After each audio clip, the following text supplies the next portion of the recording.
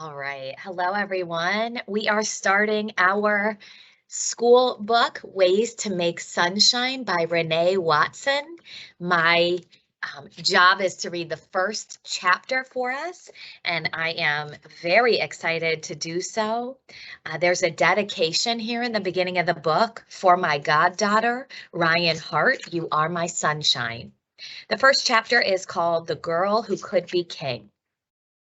I am a girl with a name that a lot of boys have. So when the substitute teacher takes roll and calls out, Ryan, she looks surprised when I answer. I wish Miss Colby were here. Miss Colby doesn't even need to take roll anymore because it is the first day of March and she's been teaching us for 6 months. So she can tell who is here and who is not just by looking across the room. Miss Colby always starts the day off with our thumbs up, thumbs down, somewhere in the middle check-in. The substitute teacher doesn't do any of that, and so I don't get to show my thumbs up for making perfect scrambled eggs and toast this morning. I wonder why Miss Colby didn't leave a note for the sub with a list of do's and don'ts, like don't call Devante, call him D. And don't look so shocked when a girl raises her hand when you call out Ryan. Here, I say. Ryan Hart, the substitute says. She looks at me like she is sure I am not who I say I am. Yes, my name is Ryan. Oh, she says, pushing her two big glasses up. Brandon, the boy sitting next to me, says, she has a boy's name. I roll my eyes at him because no one is talking to him and he needs to mind his own business. I do not have a boy's name. I have my name. My name is Ryan and Ryan means king. And that means I am a leader. Okay, please settle down, the substitute teacher says, mostly to me and not to Brandon, who thinks he knows it all. Okay, Ryan Hart is here, she says to herself. There's Ryan Hart. Then Brandon whispers, and she spells her last name wrong. He laughs at his corny joke. I do not. My name is Ryan Hart, and it's not heart like the muscle. It's Hart, H-A-R-T, as in my last name. The substitute teacher walks over to my desk and says, I need you to keep your voice down. I need Brandon to leave me alone. I roll my eyes at Brandon again, extra roll this time. But then I remember what Mom always tells me, how she named me Ryan because she wanted me to feel powerful, to remember that I am a leader every time someone calls my name. Dad is always telling me our people come from royalty, that my ancestors lived in Africa and were kings and queens and inventors and hard workers. Mom tells me their strength is running through my veins. I sit up straight, I ignore Brandon and try to be the leader I am supposed to be. Mom and Dad tell me I will keep growing into my name. They say it to my brother too. Be who we named you to be. They tell him whenever he is pulling my ponytail or grabbing food off my plate when I'm not looking. My brother's name is Raymond. We call him Ray. His name means protector. And Dad says he should be keeping me, his little sister, safe. But mostly he's just bossy and nosy, and sometimes he treats me like I am a glass thing that could break. He's always telling me you can't do this and you shouldn't do that. Maybe because I'm 2 years younger than him. Maybe because I'm a girl. Maybe because he doesn't know the meaning of my name, how tough I really am. Maybe he doesn't realize I can do and be anything. When it's time to go outside for recess, Brandon, Marcus, and the boy with glasses, who I never talk to, are splashing around in the puddles and stomping in the mud. Then they race each other up the monkey bars.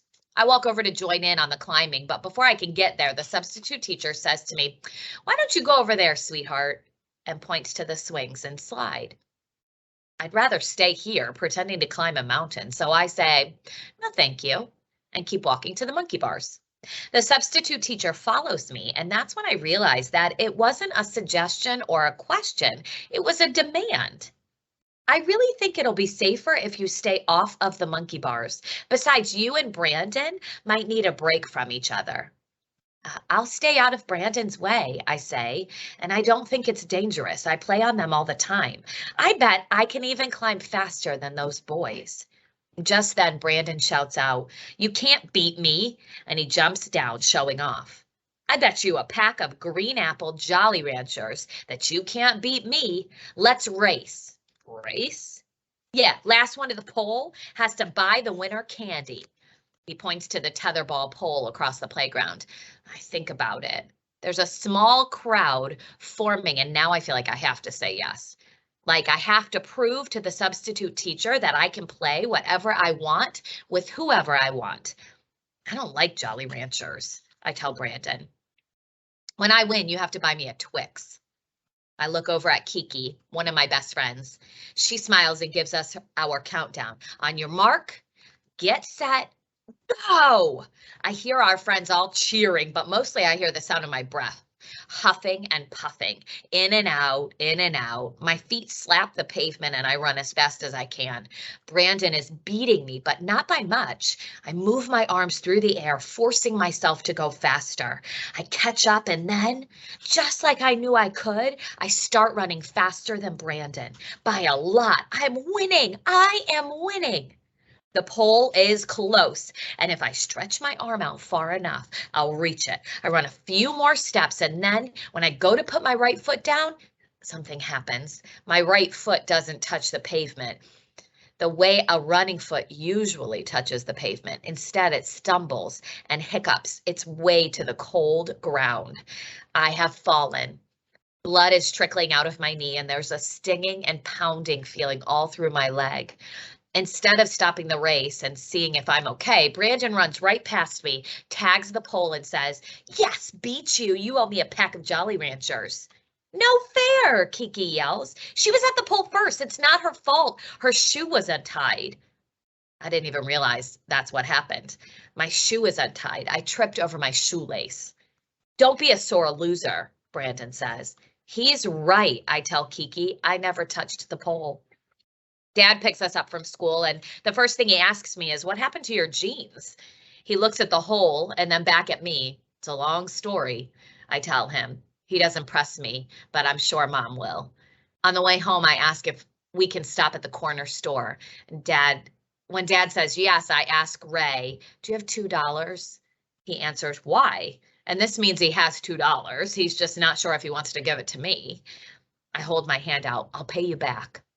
He gives me $2, and when we get to the corner store, I go straight to the candy aisle and buy a pack of green apple Jolly Ranchers for Brandon and a Twix for me. That's the end of the first chapter.